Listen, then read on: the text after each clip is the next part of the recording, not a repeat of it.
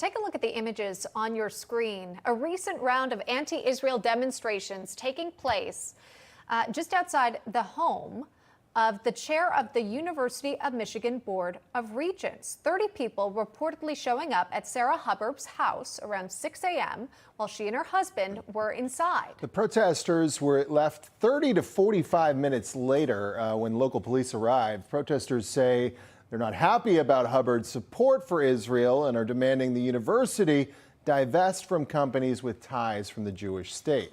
Sarah Hubbard is the chair of the University of Michigan's Board of Regents, and she joins us now. Sarah, thank you for being with us. A lot of folks aren't familiar with this story who live outside of Michigan. What is this about corpses found in your yard?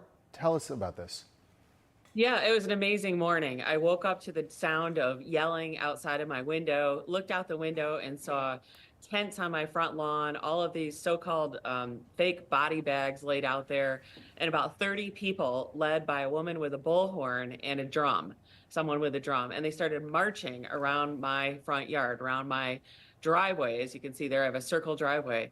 And they carried on for quite some time, left behind their list of demands. They taped to my front window, my front door.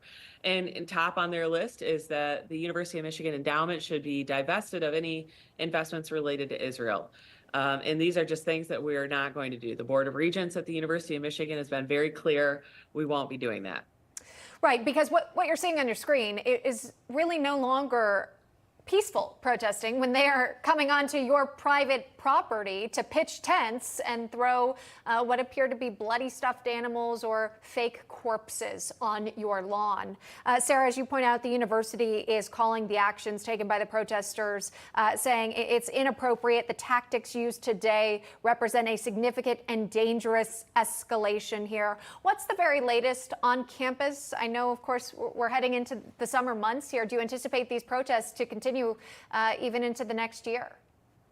Well, we did move the protest off our campus last week, but now they've moved to Detroit, to Wayne State University's campus, and they're dealing with the same thing all over again.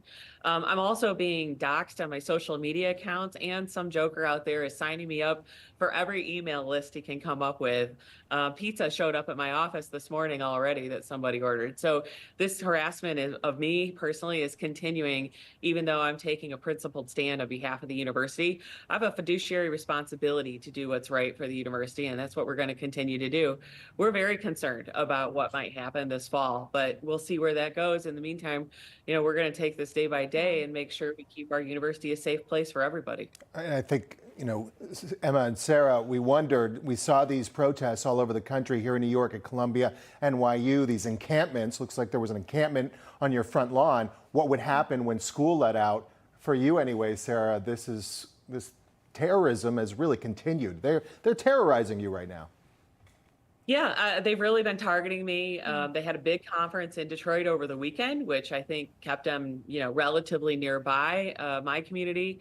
And unfortunately, they're continuing to do that. I mean, they may be on to the next person soon, but because I've been outspoken on behalf of the university, on behalf of our students, and on behalf of free speech, they don't like it. And so, they want us to defund our campus police. They want us to cut all ties with Israeli universities. They just want us to do things that we're absolutely not going to do. We are committed to getting a great return on our investments and our endowment, and that money goes for scholarships for needy students and goes to help us maintain a level of educational excellence that the University of Michigan enjoys. We're a great university and we want to keep it that way. Of course, and wanting to ensure the safety of all students, including Jewish students who might feel intimidated by protest. Understand you're doing your best to protect them. Sarah Hubbard, thanks so much for coming on. We appreciate it. Thanks for having me. Appreciate it. You're welcome.